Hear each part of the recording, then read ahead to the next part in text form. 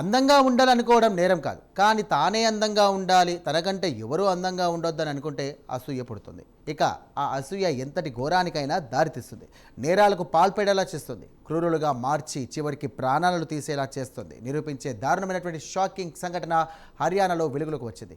ఓ మహిళ తనకన్నా అందంగా ఉన్న చిన్న పిల్లలను సైతం సహించలేకపోయింది. చివరికి తన కడుపులో పుట్టిన బిడ్డకు కూడా తనకంటే అందంగా ఉందని అమ్మతనాన్ని కూలి చేస్తూ కన్న పేగుని కడతెరిచింది.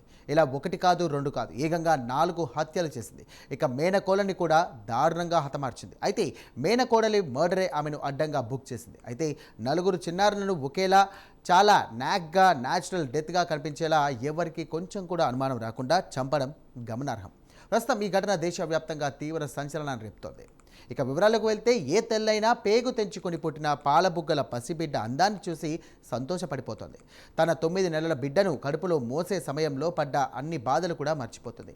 తన దిష్టే తన బిడ్డకు తగలొద్దని మనసులో అనుకుంటూ బిడ్డ బుగ్గన నల్లని కాటుక చుక్క పెడుతోంది. కానీ తనకన్నా అందంగా ఉంటే జీర్ణించుకోలేని మనస్తత్వంతో క్రూరురాలుగా మారిన ఓ మహిళ మాత్రం తన బిడ్డనే చంపేసింది. చిన్న పిల్లలని చూడకుండా పసిపిల్లల్ని దారుణంగా హత్య చేసింది. అయితే తన కడుపున పుట్టిన బిడ్డతో పాటు ఇంకా 2 చిన్నారులను చంపేసిన ఆమె నేరం మాత్రం హర్యానాలోని పానిపట్లో జరిగినటువంటి 6 ఏళ్ల చిన్నారి మరణాన్ని పోలీసులు దర్యాప్తు చేస్తున్న క్రమంలో బయటపడింది. ఇక చిన్నారుల మరణాల వెనుక ఆమెలోని క్రూరత్వాన్ని చూసి పోలీసులే షాక్ అయ్యారు. అయితే పూనం తనకంటే అందంగా ఎవరు కనిపించకూడదని కోరుకునేదని, ఎవరైనా తనకన్నా అందంగా ఉంటే అసూయ ఆగ్రహంతో రగిలిపోయేదని, పిల్లల్ని నీటిలో ముంచి చంపేదని తేలింది. 3 బాలికలను, సొంత కొడుకును కూడా ఇలాగే చంపినట్లే అంగీకరించింది. 2023లో పూనం తన వదిన కుమార్తెను చంపింది. అదే ఏడాది అనుమానం రాకుండా ఉండటాన్ని తన కొడుకును కూడా నీట ముంచి చంపింది. ఈ ఏడాది ఆగస్టులో పూనం శివ గ్రామంలో మరో అమ్మాయిని హత్య చేసింది. ఇదే క్రమంలో సోమవారం సోనిపట్లో కుటుంబ సభ్యులందరూ కూడా వివాహ వేడుకకు హాజరైనప్పుడు నిందితురాలు పూనం తన మేనకోడల్ని నీటి తొట్టిలో ముంచి చంపేసింది. ఆ చిన్నారి పేరు విధి.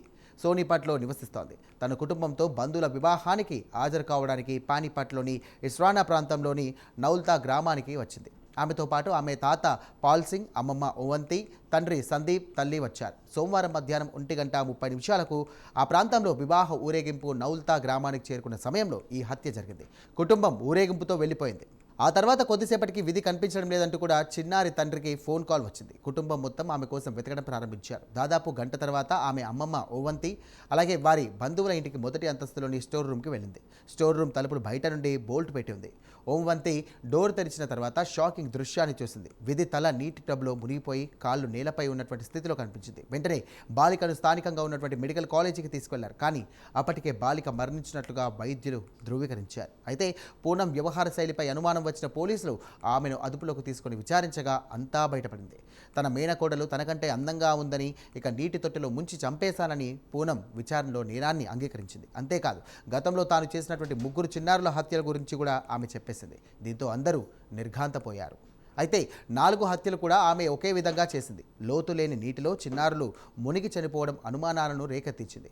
ఒక కేసులో అయితే టబ్ 1 అడుగు లోతు మాత్రమే ఉండడంతో ఆ చిన్నారి ఎత్తుబట్టి ప్రమాదవశాత్తు మరణించే అవకాశం ఉందా అనే దానిపై కూడా దర్యాప్తు అధికారులు సందేహాలు కూడా వ్యక్తం చేశారు. తాజాగా చేసినటువంటి హత్యను పోలీసులు కేవలం 36 గంటల్లోనే ఛేదించగా ఆమె క్రూరత్వానికి 3 బంధువుల అమ్మాయిలు బలికాగా సొంత కొడుకు కూడా ప్రాణాలు వదిలారు. ఈ వార్త దేశవ్యాప్తంగా కూడా తీవ్ర కలకలాన్ని రేపుతోంది.